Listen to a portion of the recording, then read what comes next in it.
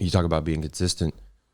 I mean, I think you just have to be that way with whatever it is you're doing. Like, what I think is people stop too soon when they pursue things. Mm-hmm. Like whether it be weight loss or streams of income or a degree or whatever it is. It's just like they stop right before. Mm-hmm. Like if they just kept pushing.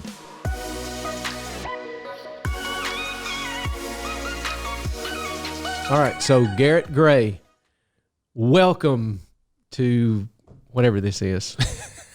So, Good to be here. Yeah, thank you.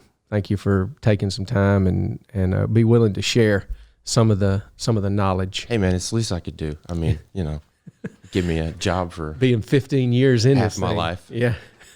That's what, I mean, me and JC, you know, we had talked, that was kind of the way I'd started out with JC. You know, I kind of defined him as the bull. That was the one word Sure. thought for him. And you buy into that. Oh yeah. And then just call him Bull Durham. Yeah. And what your one word was consistency. If I had to just, you know, after all the time that I've known you, if I had to sum you up in one word, I'd go, Garrett is freaking consistent. Like that, he just shows up again and again and again. I think that's probably part of or a huge part of your success of what you've been doing. But the reason one of the reasons I wanted you to come on here, and I wanted you to go over, like, you are, you're everything you touch. One of your nicknames is money. It's like everything. And I don't know if that's because you show up every time, you know, or if it's because everything you seem to touch, man, like it just stream after stream after stream after stream. And I saw you do it over years. Like I saw you do it for years and years, and you just bring it, and everything you touch seems to turn into a revenue stream for you. How does that work? Yeah, I think it's just like anything. You talk about being consistent. I mean, I think you just have to be that way with whatever it is you're doing. Like what I think is people stop too soon when they pursue things. Mm-hmm. Like whether it be weight loss or streams of income or a degree or whatever it is. It's just like they stop right before. Mm-hmm. Like if they just kept pushing. I'll try to keep from quoting books and things like that. Quote them up. I was try to have original thoughts here because I feel like I could just parrot things that I read, but I don't remember where it's attributed to. But there's something about there's a story about a guy that was like 5 feet from gold or something like that. Yeah, and he just the story, and I think it's based on a true story. He was maniacal it was during the gold rush, mm-hmm. and he had land or something, and just drove himself crazy looking for gold. He ended up selling the land for whatever reason. The people that came in behind him found gold. And the whole moral of the story was if he had just kept, like he was 5 feet from gold. Right. Like he was just that close and he gave up. So I think, just to answer your question, I think when I would find something that was interesting to me, and I think that's the cool thing about the time we live in is just, there's never been more opportunities to have streams of income. And I think as I'd find things that were interesting to me, you just keep hammering away, you know, like the old sculptors, they just take a piece of rock, marble, right, and they just chip in until they got a finished product. And right. I think that's what I do. I just find something and I just stay at it until I got it, and then I move on to the next thing. How do you cultivate that though? Like that is so easy to do. I know even in myself to hit something hard and go, wow, and then it fizzled pretty fast. How do you look? I mean, what's your mindset in hitting something hard and then actually going, okay, let me keep on and on and on, and holy crap, there's really is something here. Well, you know, it's funny. I think it feeds on itself. And I think that's the sad thing about a lot of people. I think if you can make yourself, like you set out for a goal, and it's a hard goal. Like you don't want it to be unrealistic, but you want it to be difficult. Mm-hmm. And then if you the thing you cultivate inside of you when you set out to accomplish something and then you finish it, it snowballs. But if you always quit, then that snowballs too, I think. So I forgot. What was your original question? That's it. Like, how do you see the granite and know this is the one I'm going to stay on? This is the one I'm going to keep chipping on. Yeah. Well, because you've seen the granite before. Right. And what it could turn into. Yeah. So it's funny. I think you and JC talked about it a little bit on the podcast that he did. So yeah, it was a nice listen while I was doing yard work. No, hey, you guys were talking about the education assistance program. Yep. When I look back on college, I don't know that I'll ever actually use that. Right. But I also think that may have been the first thing that I set out to do as an adult that I just hammered away at. Like, I think that cultivated something inside of me. Like you and JC talked about, the grind of like working full time and then going to school, and then like you finally get that degree after 6-8 years, whatever it was. Oh yeah. And it's like, I think that set a foundation of like, you build some grit. Right. Right. So, and I think that just carried over into other things in my life doing that. Yeah.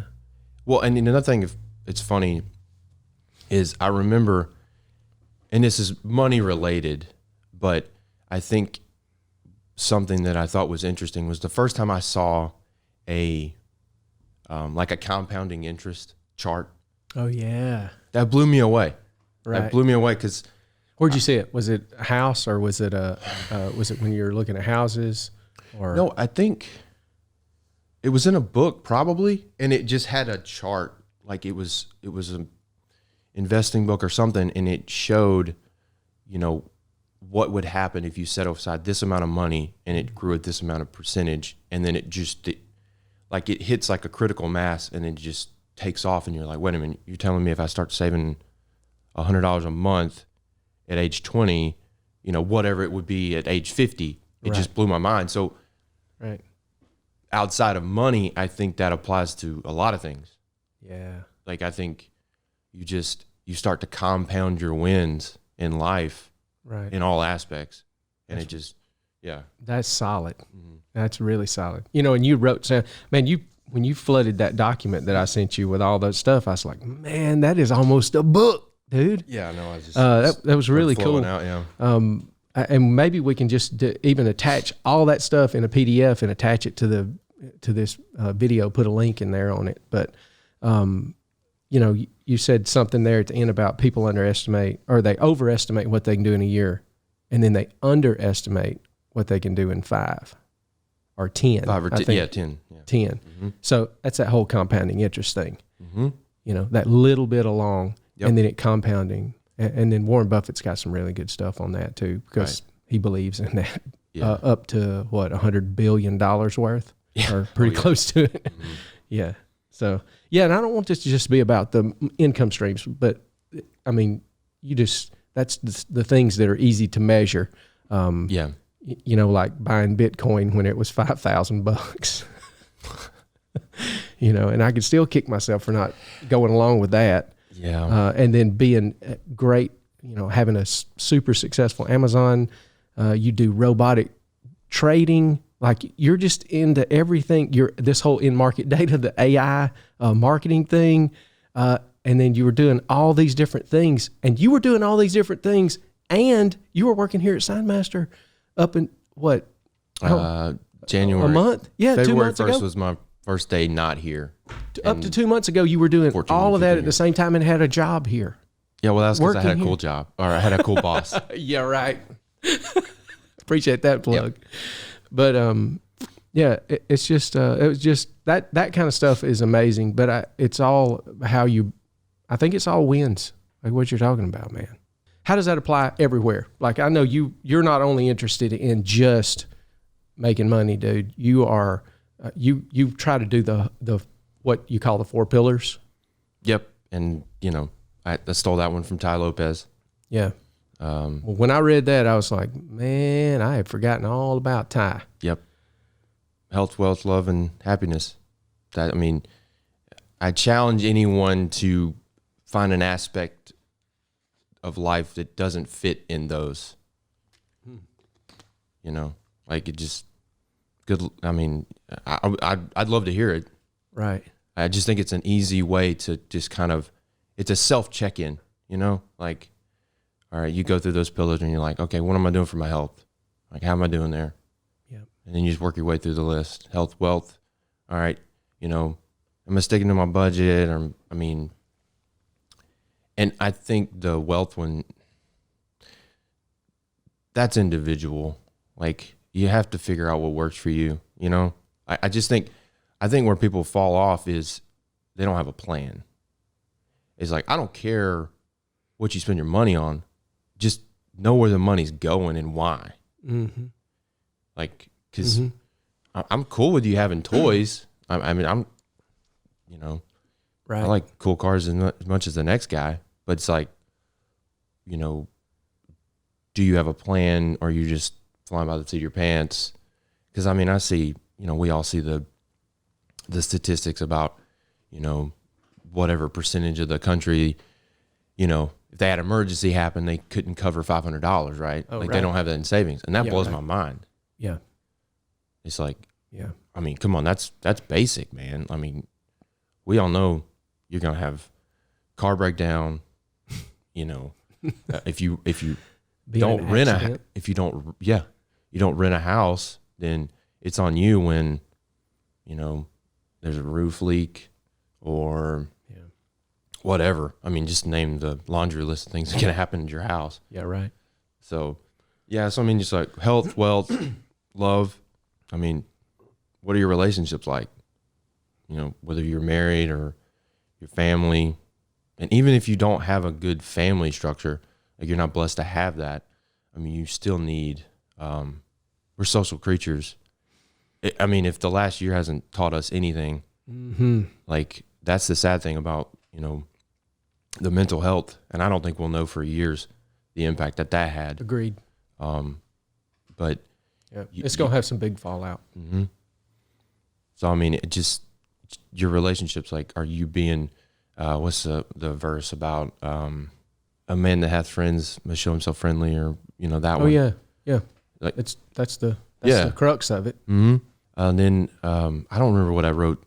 That the next one's is happiness. I think the happiness is one is just kind of like a catch-all for the things that, for the other three. Yeah. If you get the other three right, you're well on your way to being there. But I like that about the plan. So how do you where'd you get your plan? How do you get the plan? What's the like? Is there any kind of steps, or how do you go about whenever you're setting out to do something?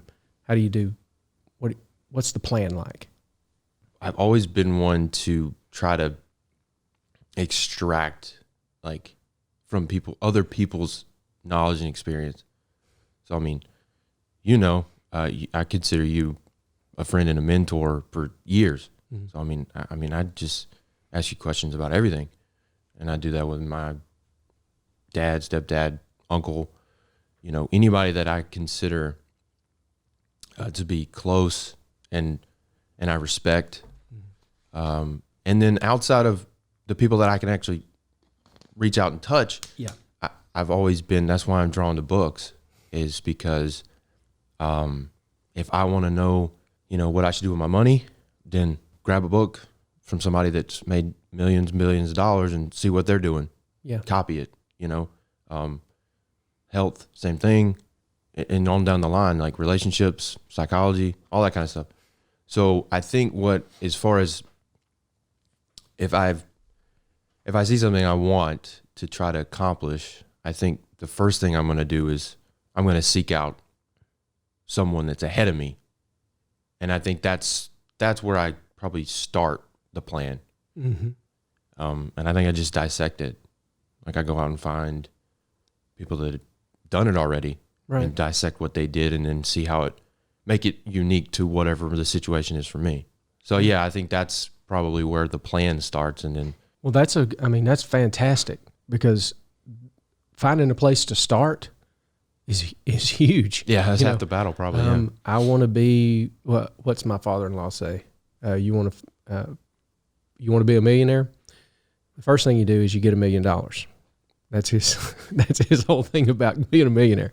But, so, and that's usually the way everybody thinks, is out like that. But the whole key of getting there and getting in touch with the people that you can physically touch and talk. Mm-hmm. What about this? What do you think about this and that? And then turn around and go into, all right, I've exhausted what my core group knows.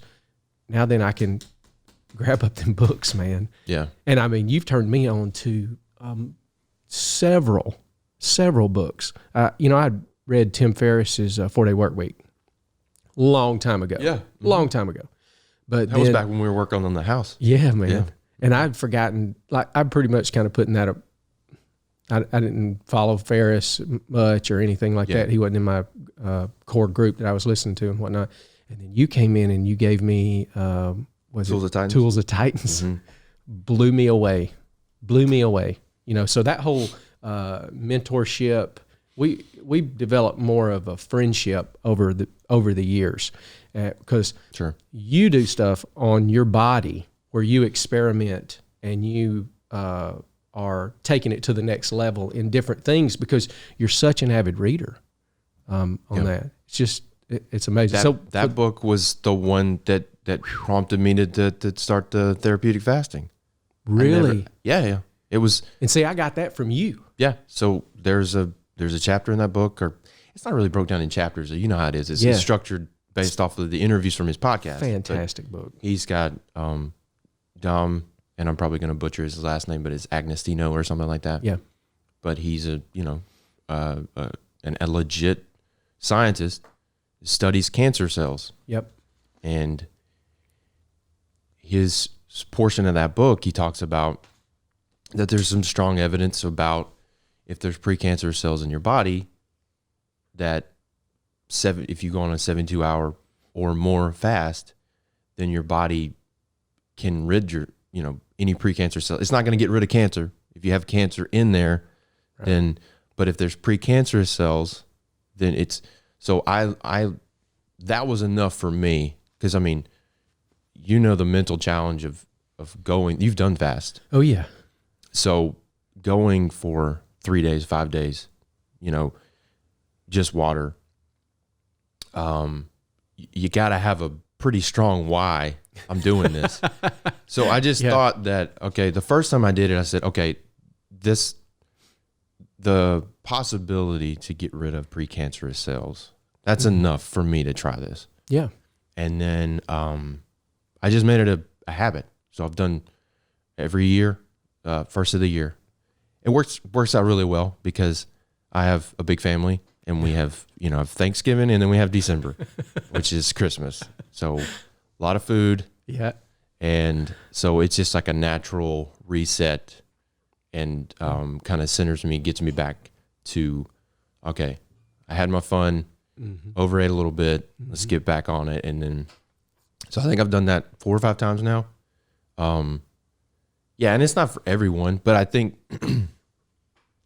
it's funny to see people's reactions when you tell them that, because they're like, what? You can't do that. I'm like, well, you can. Now, listen, don't, I'm not a doctor, so, definitely check to make sure that you don't have any conditions that would, and don't come back to me because you passed out driving your car. But that would be terrible, man. But as well as I do, I think one of the most interesting things about it was going through it. It really is mental. Absolutely. Once you get past that initial, about after day 2, the hunger pangs that come on, Yep. I'd say 12, 16 hours in, and I start that second day. If you do the protocol that's in that book, they try to ease your body into that process with the sodium and a little bit of MCTs. Yep. That helps with the headaches. Because if you do cold turkey and just go straight water from the beginning, you will have a monster headache. Yeah. But if you're used to Cokes and December food. Yeah. But I mean, once you get past that point, it's like you're actually not hungry. Like, right. it is your body saying, like, it's just that habit that triggers. It's like, okay, you're aware of the time. Yep. And this is funny. Just the way it works out every year, it seems like I'm doing it, is the college football national championship. So I'm sitting there watching that game and you're hyper aware of all of the food ads. Yeah. And people eating chips and salsa around you. And yeah. Oh, that's hilarious. Yeah. It's like every other commercial is a food commercial. And Sure you're like, is. yeah, you gotta be kidding me. Like, so yeah, I don't really know how we even got off on that, but it's just the pillars. I mean, it's not just income, and it's not just health. You do relationship building. Like, you're very conscious of all those different things. I really admire that. Try to be. And I, if we can keep extracting some of that, I think there's good stuff here that folks can pick up on. Yeah, and I think really keep going. The health one, and I don't want to harp on that one too much. I just think that for me, if you don't get that one right, yep, it trickles down into everything. If you're low energy, it just affects everything. Your mood, your energy, and just like how you feel, how you interact with people, whether it be your loved ones or just like strangers. It's just, if you're not happy with the way you look or the way you feel, then it's not a good place to be in. Right. And I think it affects the other pillars if you don't get that one right. How many podcasts have you listened to? So this is when you sent me that list to kind of prompt some ideas you were thinking about talking about. Yeah. I got to thinking back, and no joke, I probably listened to 1,000 hours of podcasts when I was screen printing, because you know how it was. Yeah. Very monotonous work. Once you sit down, and if you're sitting down with a bunch, like a long run, yeah, I mean, you could be sitting there for 2-3 hours, and the only time you're going to get up is to get the stack to do the other side or do the other color or whatever. So that was a perfect time. And you know what's funny? I think I was listening to the podcast before anybody even knew what that was. Yeah, I saw you wrote that down there. You're right. Yeah, because I mean, that's probably like when they were literally only podcasts. Yeah, I think it was probably like 08. Apple Podcasts. 08, 09, maybe. Yeah. Yeah, and that really was the driver behind a lot of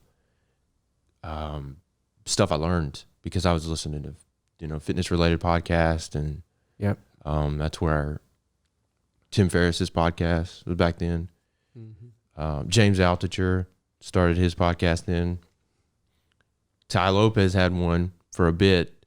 He got away from it a little bit, but that was how I got introduced to him, was through one of those podcasts. Really? And then that ad of his went viral for the 67 steps. Yep. And yep, I even signed up and got into that. Yep. But we both did. Mm-hmm. Yeah, I think you turned it. Yeah, I think you sent it to me. I would say if anybody watches this, I mean, anybody could benefit from it. Yeah. But I was early to mid 20s when I found that. I have a couple of younger brothers, but I told the youngest one, who just graduated like 2 years ago, graduated high school, and if I had found that then, like, I think for someone that's in high school that's really trying to figure out what they want to do, going through the 67 steps is it's massive. Like, it wasn't available when I was coming through high school, but it would have been a very valuable tool for me to, it worked out. I mean, yeah. I like where I am, but that has been one of the things that I can constantly call back to. I think I've gone through it probably 2 or 3 times just to revisit, because it's all so good. Yeah. I mean, it really is. It really is. Mm-hmm. It really is. And I probably need to go through it again.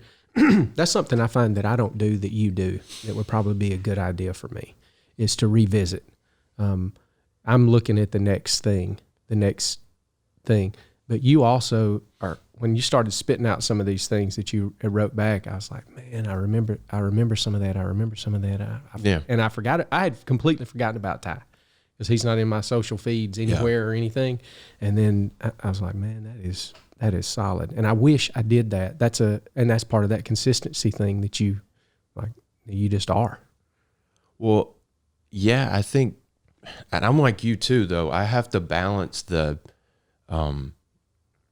got to read that book, because I bet I have a Google, in my Gmail, I have a folder full of books that I saved that I want to read, right? Yeah. Yep. And you can extract some good out of every book. Sure. But the ones that have just really impacted me, I really do try to revisit them, if not once a year, every other year. Yeah. For instance, the Jordan Peterson book. I will read that book The 12 at Rules? least once a year for the rest of my life. 12 Rules? Mm-hmm. All right, give me some, what's some more? So Jordan Peterson's book, 12 Rules for Life.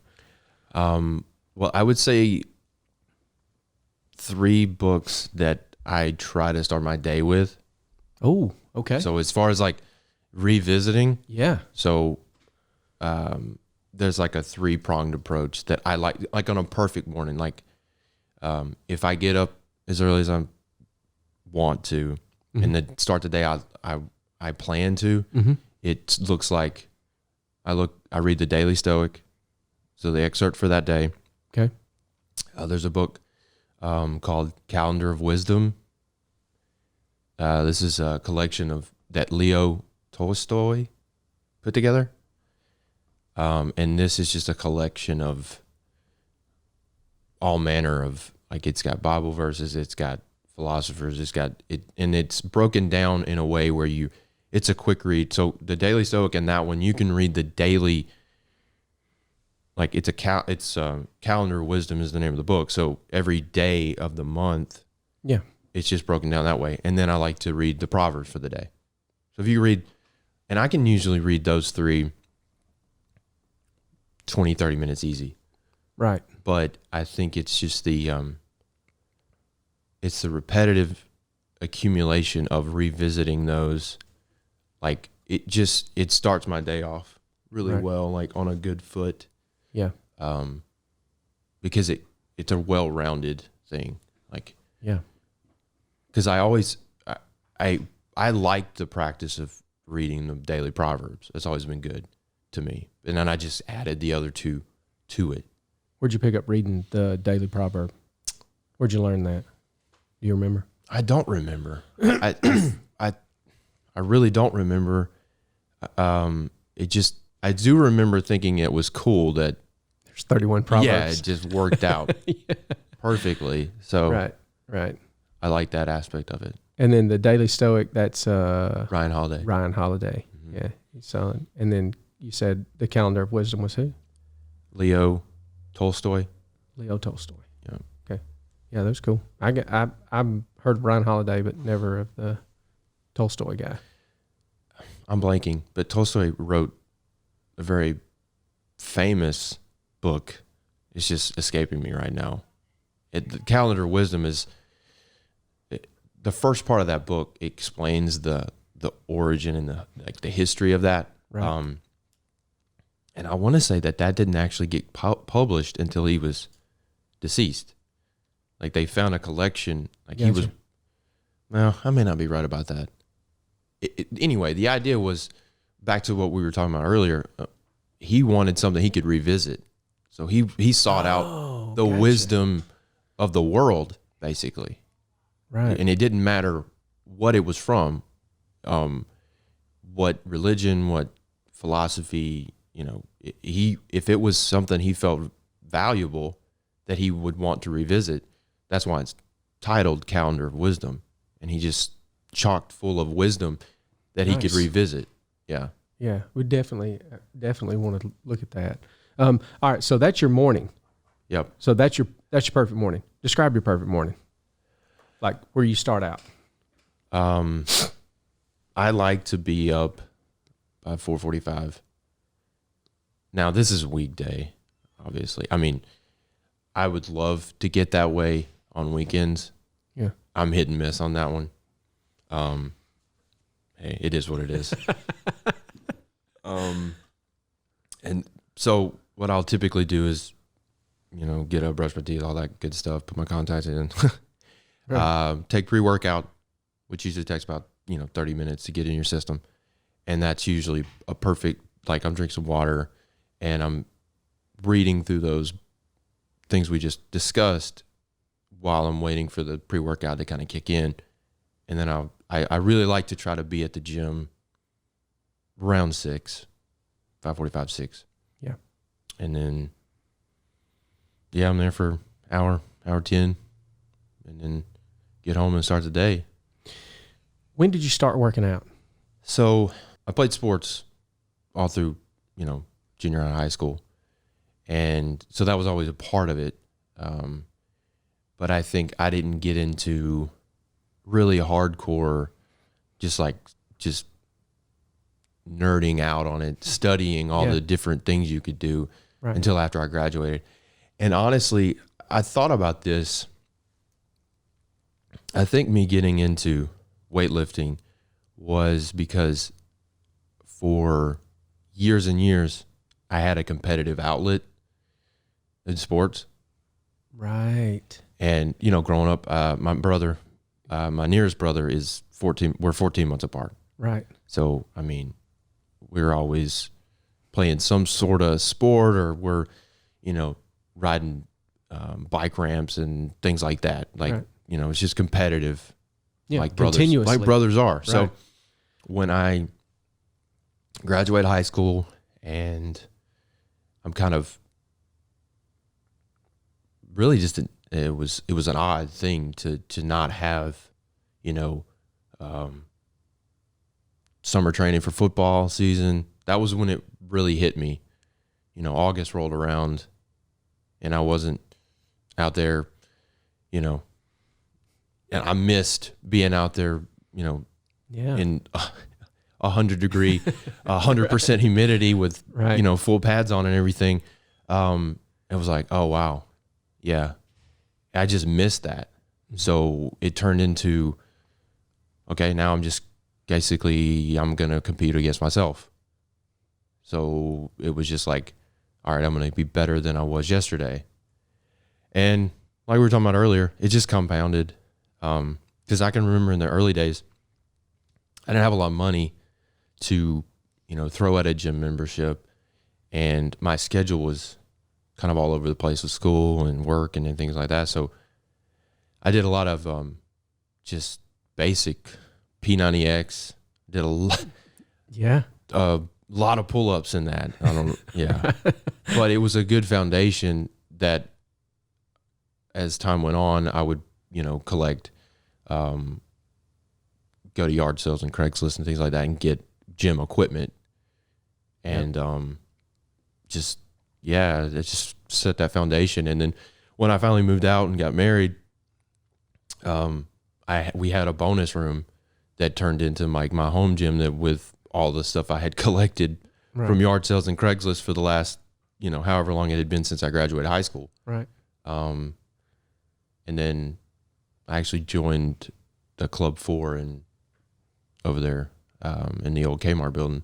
And I've been going there for about a year and a half, which has been really nice. But, it's been one of those things where just different iterations of like, as I progress in my knowledge and my skill and knowing like my body and, experiment, like you said earlier, it's been one of those things where,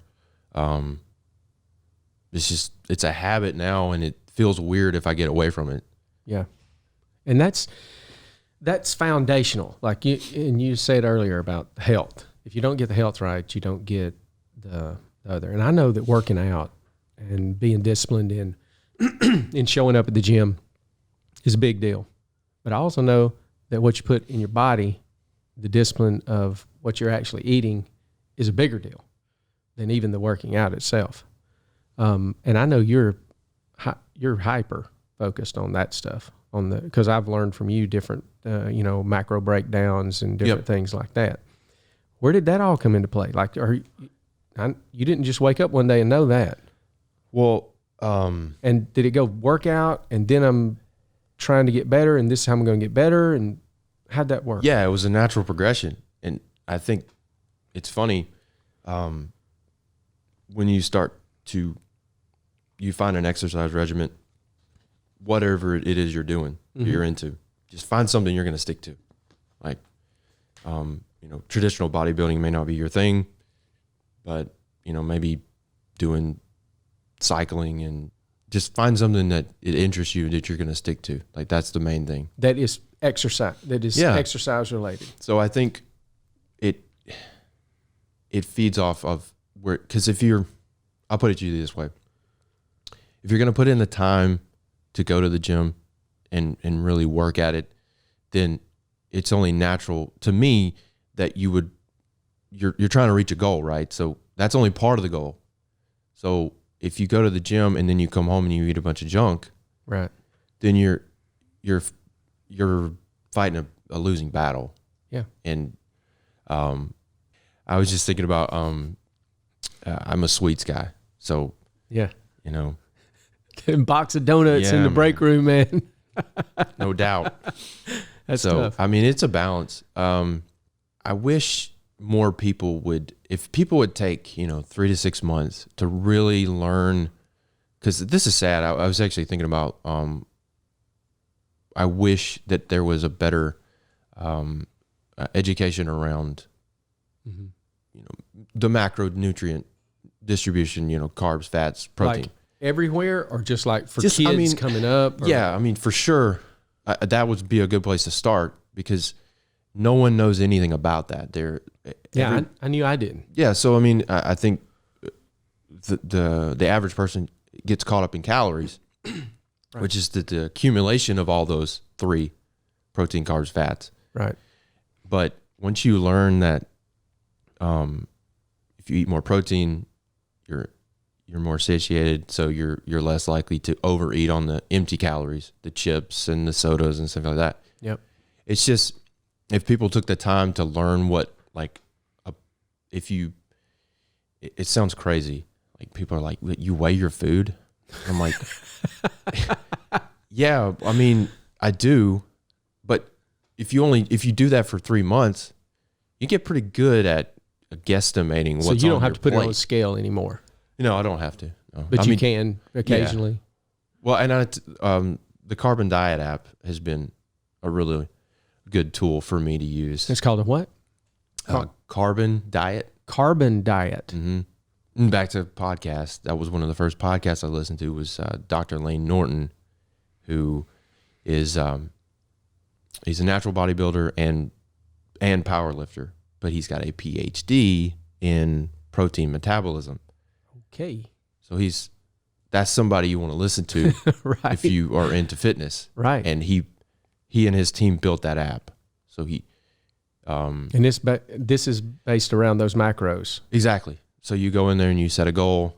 And just in case anybody like watching don't understand what macros is, because I just popped it out there, like, everybody knows. Explain that, like, break down what macros are. All right, so macros is just a short version of macronutrients. And the macronutrients are protein, carbs, and fats. Right. And then protein and carbs, 1 gram of those equals 4 calories. And then 1 gram of fat is 9 calories. So over double the other two.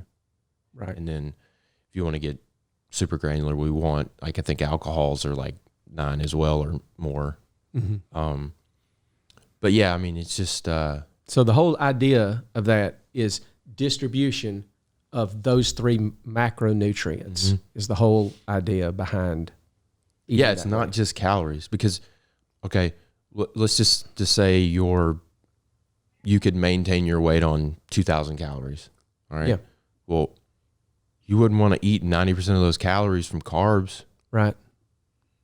Like, I mean, a box of Krispy Kreme donuts is not the same as right a chicken breast and rice. Yeah. And don't get me wrong, I would say generally that's the good thing about once you kind of learn how your body reacts to different splits of those macros. Yeah. Is you can start to play around with, like, you can have like an 80-20 balance in your diet. So you don't go insane. Okay. Because people that go super strict, they're just going to binge at some point. Right. So it's like 80% of the time, 80% of your diet, eat, solid, try to keep it, salads and good versions of those macros. And then if you are using like a carbon diet app, you put your macros in there from your meals, and then it's tracking it based on whatever your goal is that you told it to coach you, because you check in every week. So you're weighing yourself and you're checking in, and there's like the algorithm runs your weight loss based on, if you're trying to lose weight, for example, like you can gain weight on there if you're trying to build muscle. But if you're trying to lose weight, for example, it will look at your weigh-ins for the week, run the numbers based on the calories that it's telling you to eat, and it'll adjust it accordingly. And it'll do that every week. So when you check in, so it's like a virtual coach. Yeah. So based on what you ate, how are you doing on your, like, towards your goal?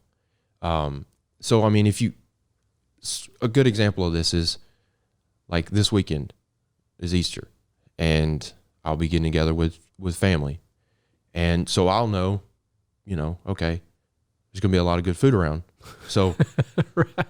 like up until, lunch or dinner or whenever it is we're getting together, I'll be cognizant of that.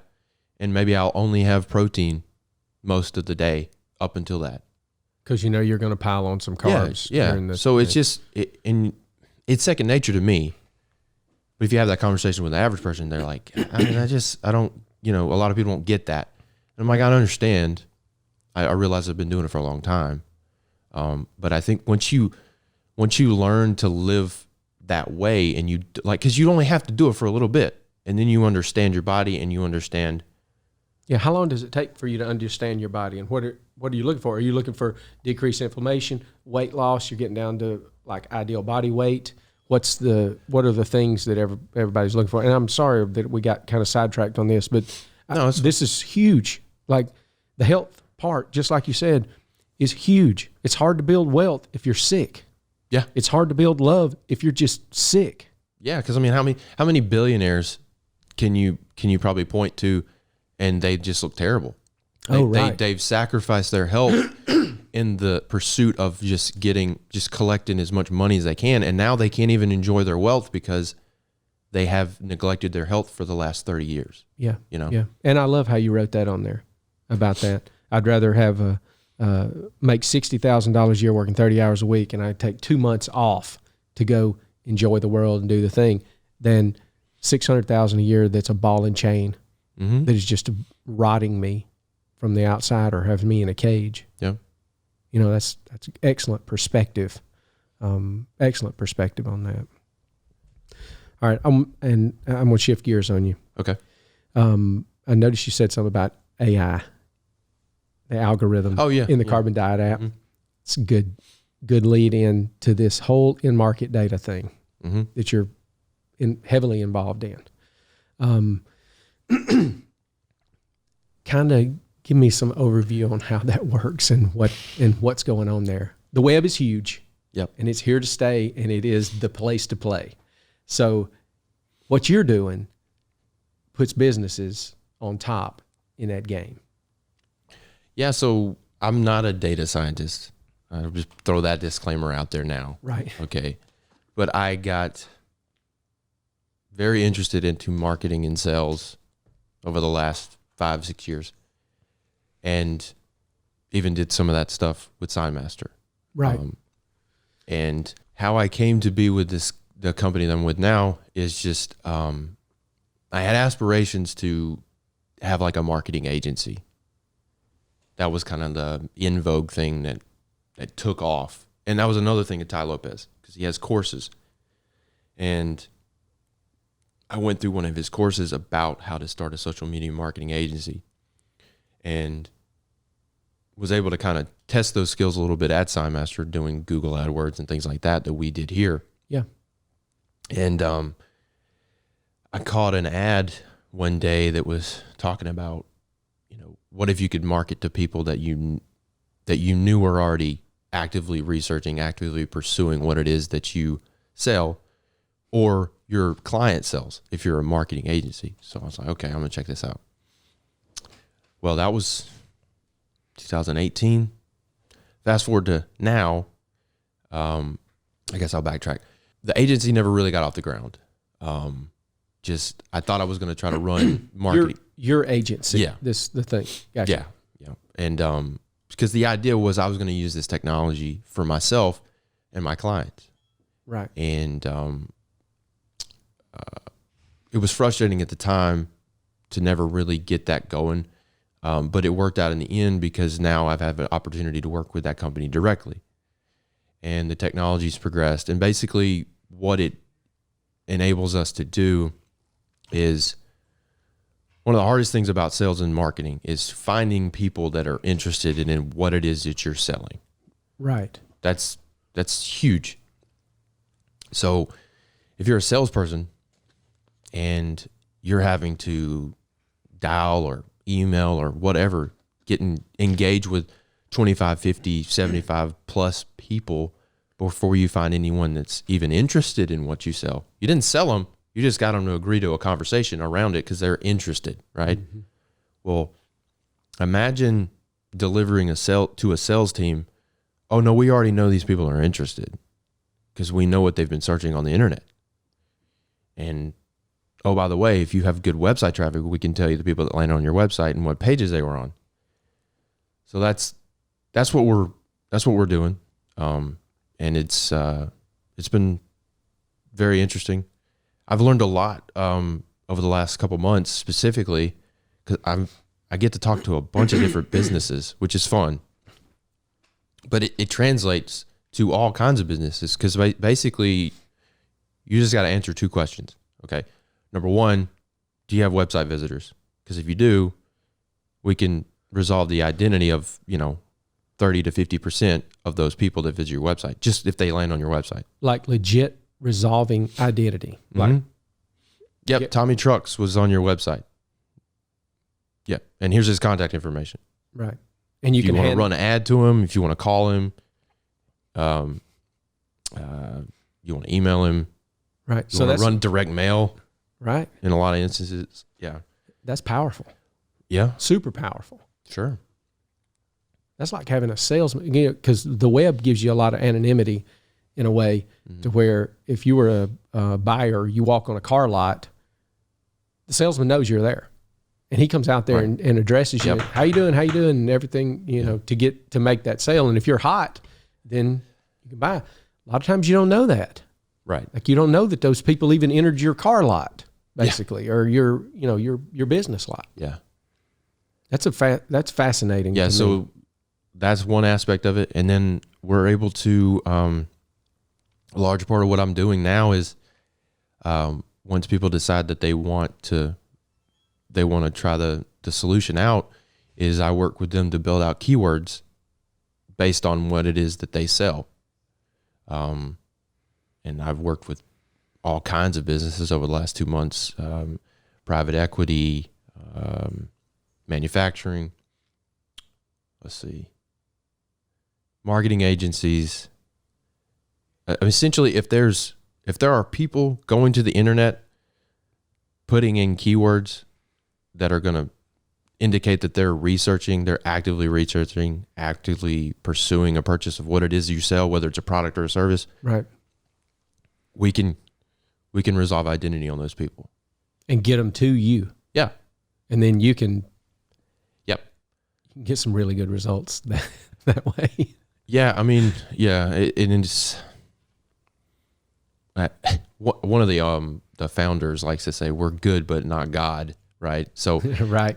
Our data is very valuable, but you still got to have the processes in place, and you got to have a value proposition that's worth people's time. We could tell you somebody's interested in your software.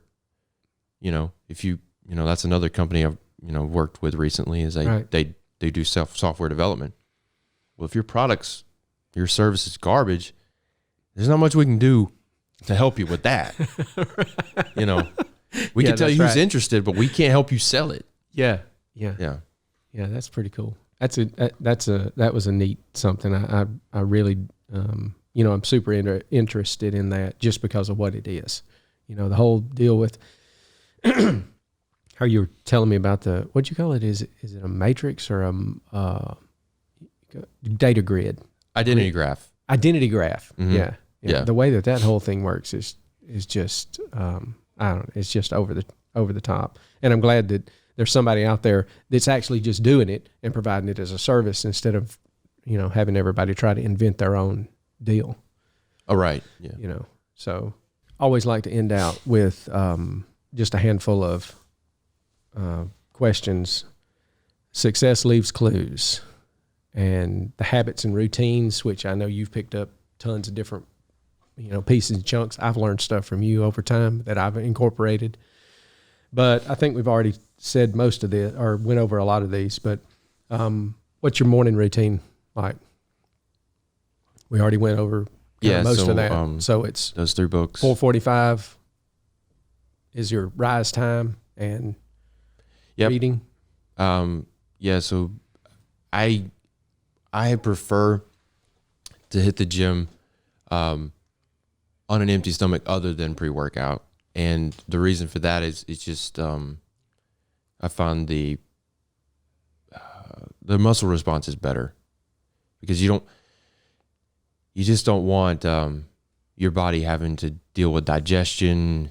And in order for me to combat that, I'd have to get up at, if I want to be at the gym at 5:45, 6 o'clock, I would need to have eaten a meal at like 3:15 or 3:30. Like I'm not doing that. So that's not happening. So it just works out really nice.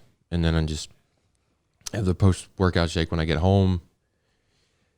And I generally won't have my first meal until, I don't know, maybe 10:30, 11. So is that you're considering intermittent fasting probably?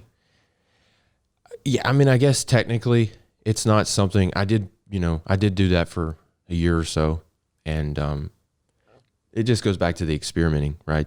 Like, yeah. I think you just... What works best for your body. I actually meant to bring that up earlier.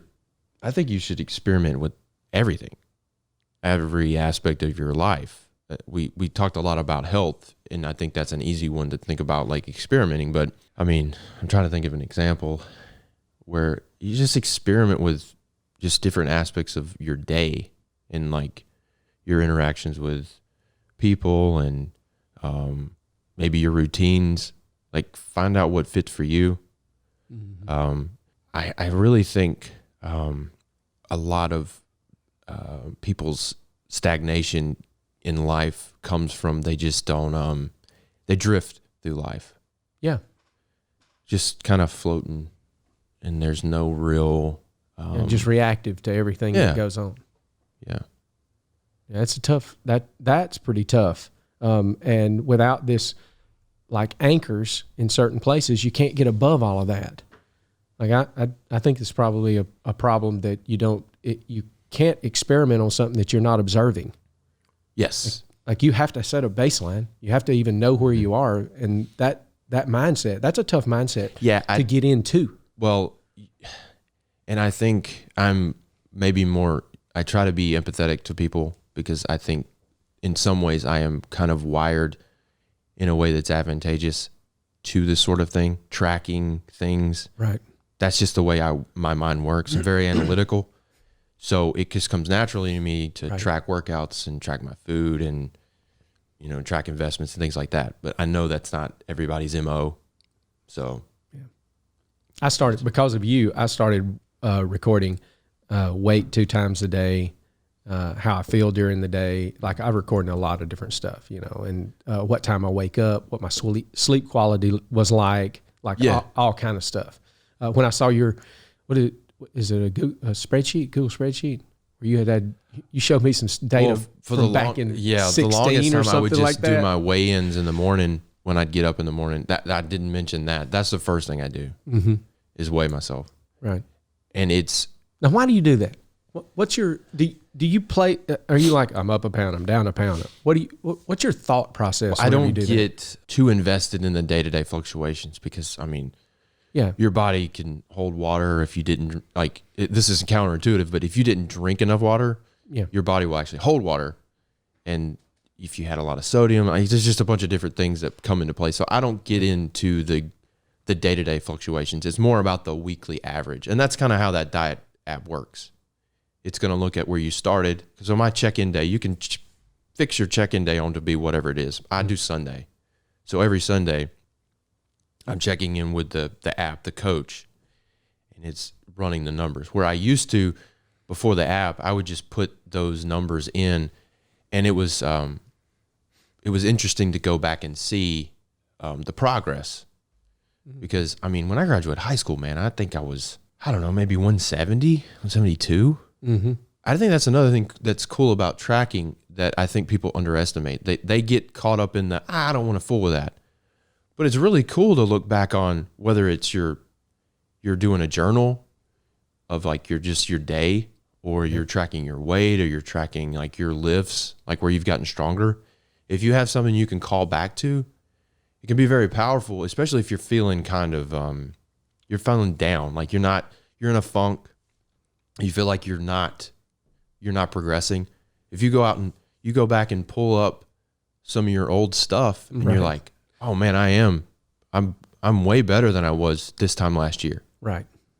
So I think in a lot of ways, if you keep that data around, and whatever it is, and you're constantly kind of checking in with yourself, I think it can be a very motivating thing, where, because your brain is not, you can't keep that in the forefront all the time. So you have to revisit some of those things to remind yourself where you came from. Exactly.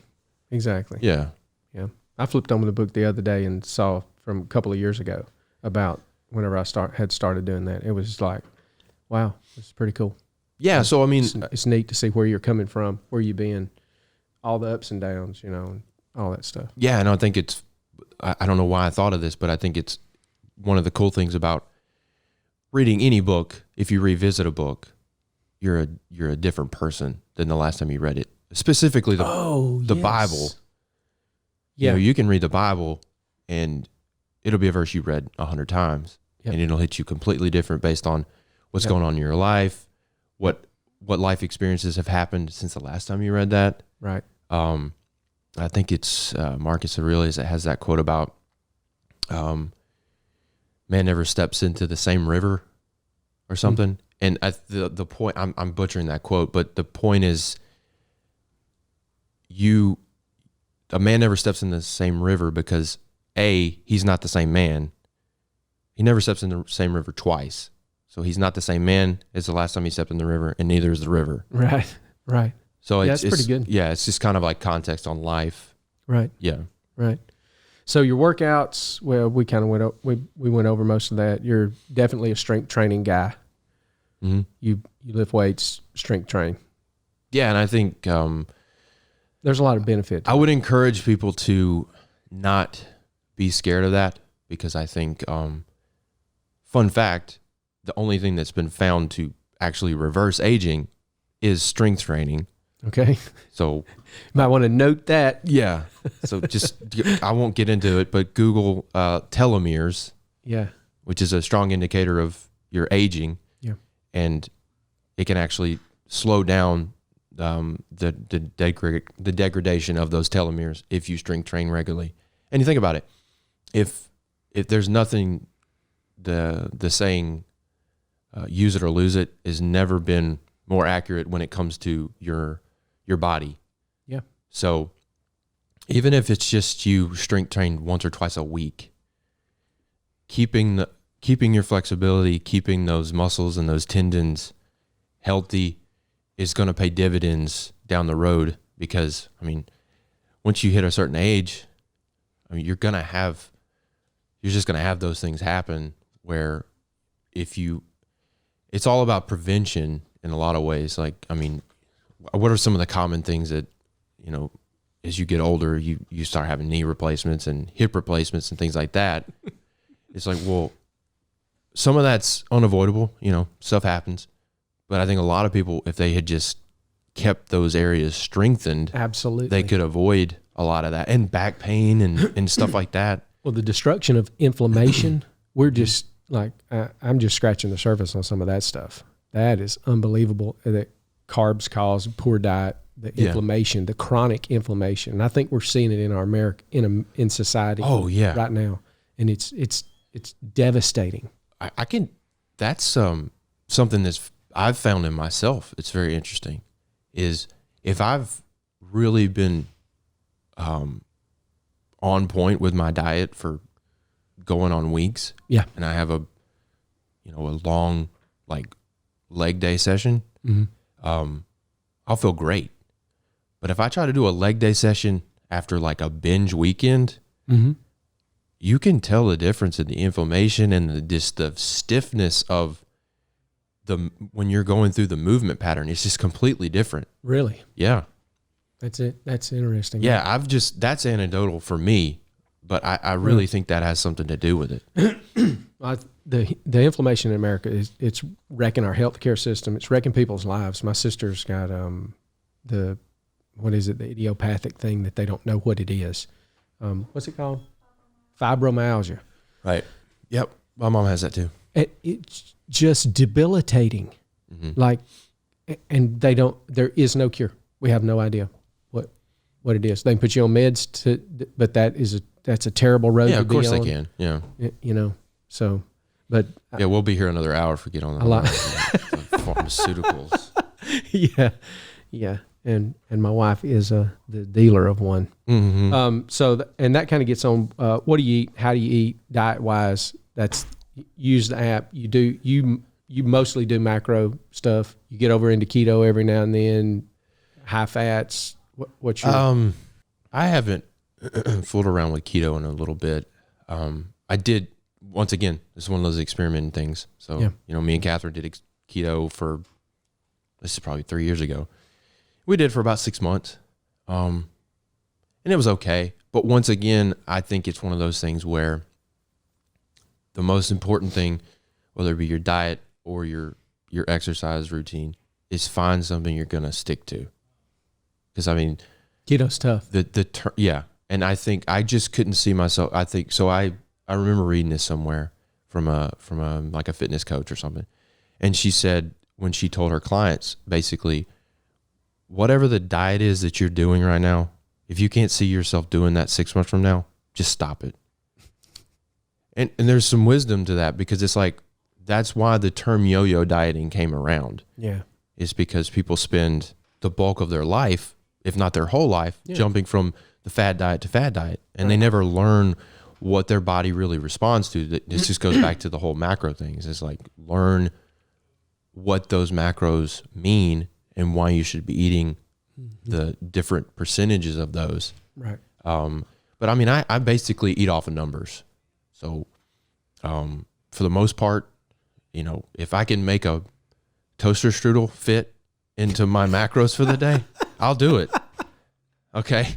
I love it. But it's interesting though. It all works out though, because if you're hitting your protein, carb, fat goals for the day, you can't overeat on the empty calories because you start to realize how much fat is in that, how many carbs is in that. And that's another thing. If you hit your protein, you're going to be much more satisfied than you would be if you were eating a low protein diet.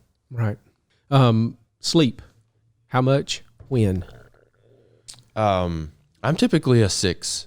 If I get 6 good hours, I have good energy from that. So you're abed by 10, up by 4, kind of. Yeah. So try to be asleep by 10:30. Every now and then, I hit the snooze way more than I would like. It is what it is, It just depends on what's going on at the end. Yeah. But yeah, ideally I'm asleep by 10:30, awake by 4:30, 4:45. Yeah. So 6 hours. And then on the weekend, so it's, I try to sleep on based on sleep cycles. So, hour and a half is, I read a book on sleep cycles. Shocker, I know. But it was a coach for I think the British cycling team. And he just by tweaking their sleep routine they ended up winning a gold medal, I think. Really? They attributed a lot of their recovery and things like that based on his research around in sleep cycles. Okay. You got to give me a little bit on sleep cycles. What is that? You have brain waves that are doing different things.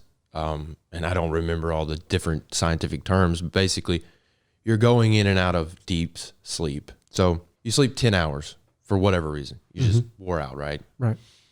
You oversleep. And you'd think, man, I feel well rested. But you wake up groggy anyway. And you theoretically had plenty of sleep. So the idea is you want to try to wake up on the near the low end of a certain wave in the sleep cycle. And if you wake up groggy, there are different aspects that could be playing into that. But there's a strong indication that you may have woke up in the deepest part of your sleep cycle. Okay, so as you go to sleep, you progress from light sleep to medium to and you go all the way down to this whatever the deepest sleep is. Yep. And if you're waking up down here versus up here, you feel differently. Yeah, so the idea would be this, just to give a use case. You want to do your best to try to wake up in hour and a half increments. That's a sleep cycle is 90 minutes. So the natural body has a sleep cycle of 90 minutes. Yeah. Okay. So, and you're coming in and out of those. So for me, if I'm asleep by 10:30, then 6 hours is hour and a half, that's 4 sleep cycles. Gotcha. Right? Did I do that right? Yeah, 4 sleep cycles. So the idea is if I'm asleep by 10:30, the alarm goes off at 4:30, then the idea is hopefully I'm coming out of a sleep cycle in the lowest part. I'd be better off. So if I don't get up, right? If my alarm doesn't set or whatever, right? I'm better off getting it up at 4:30 with 6 hours sleep than I am to go another 30 minutes and get into deep sleep and wake up at 6:15 or 5:15, where I'm starting the day groggy. That's the idea behind trying to. So if you go to bed that's pretty cool. If you know you need to be up at whatever time, just do the math backwards. Hour and a half. Sleep cycle's hour and a half, and you want to try to wake up on hour and a half increments. Yep. To get the best possibility of coming out of sleep rested, feeling rested instead of groggy. Love it. That's another one of those. Experiment with that and see how it does for you. Yeah. When do you do your best work? I guess I'm probably in the morning. Yep. I don't feel like I ever hit a wall though. I think I have good energy, but I do think that generally the first part of the day, so after you come off your morning routine, yeah, I mean if you hitting. It's all about optimal is what I'm trying to do. So if I have an optimal morning where I have my routine and I read those books, start out in that grounding, and then I get to the gym, you just feel like you just take on the world if you have a morning like that. Right. You have a good workout and all that kind of stuff. So, but I think you could very well sabotage that too. If you go and eat a buffet lunch, you're not going to really feel like killing it the rest of the day. So, right. So all that plays in together. Yeah. That's so true. All right. So where does everybody find you where's your social connections, LinkedIn, where are you at? Yeah. I mean, mostly on LinkedIn. I don't, I'm on Facebook, but mostly just, I'm in groups. Gotcha. Like, marketing related groups and things like that. Yep. And, but as far as maybe one day I'll get into the, posting and things like that. I have a hard time with that because it feels a little self-important. Yes. But it's a thing to do. And I think that may be why I, hesitate to do it, because I try to consciously do the opposite of what most people do. I know this is a family friendly podcast, so I won't say the term I'm thinking of, but it rhymes with, so the masses are, and you fill in the blank. Yeah. Gotcha. Yeah. Gotcha. So I think that's why I'm hesitant to post a lot on social media. Cause it's just like, why does anybody care? Yeah. Right. Like, why does anybody care what I'm eating right now? Or that, Yeah. I don't know. I'm gonna listen, no judgment. Yeah. Because listen, my wife's a photographer, and she has taken some great photos, and if it had been up to me, we wouldn't have those photos. So I know that there's some value. Yeah. I think it's just like anything, you have to find a balance of, like, are you using social media for your own good, or is it using you? Like, yeah, it's just a balance. It's just like, it's not my jam. Yeah. But the LinkedIn stuff, they find you on LinkedIn, just search Garrett Gray. Yep. And they'll find you there. And if anybody's needing any, they want to get with you about that whole website thing, you never know where this piece goes. Some of this will be posted on LinkedIn. So yeah, we got some cool stuff that really just launched, and specifically for marketing agencies, that it's geared toward marketing agencies and coaches, fitness coaches, business coaches, real estate coaches, whatever. Yeah. It's another play off of the data technology. Incredible. Yep. Just incredible. Yeah, and that's it's intent is so it's spelled kind of differently. So it's I, so 3 I's. Mm-hmm. So you're spelling intent with 3 I's at the beginning, and this .io. .io. Mm-hmm. And we literally just launched that. .io. And that's the coaching thing, or that's everything? Yeah, so that's our different structure for the data to compensate some of it's a little bit more the pricing of that is more friendly and more customizable. So marketing agencies, for example, they will love that because they can come in and they can use the technology for themselves to drive traffic and generate qualified sales conversations, or they can use the data and the targeting for their clients. Nice. So they can do both. Whereas we didn't have a really good way to do that up until now. Yeah. But we've just been developing different things in the back end. Well, that ought to be a big deal. Yeah, we're excited about that. that thing. Yeah, we actually timed this podcast perfectly because that just went live this week. Really? Mm-hmm. Okay. Yeah, I was going to tell you about that. Well, everybody check that out. If you run across this, definitely check this out. Man, I appreciate you. Appreciate you. Been a good friend and really a mentor in several ways to me. Usually it has no, I guess mentorship has no age. It's all about knowledge and understanding. And, I appreciate you. Love you. Love you too.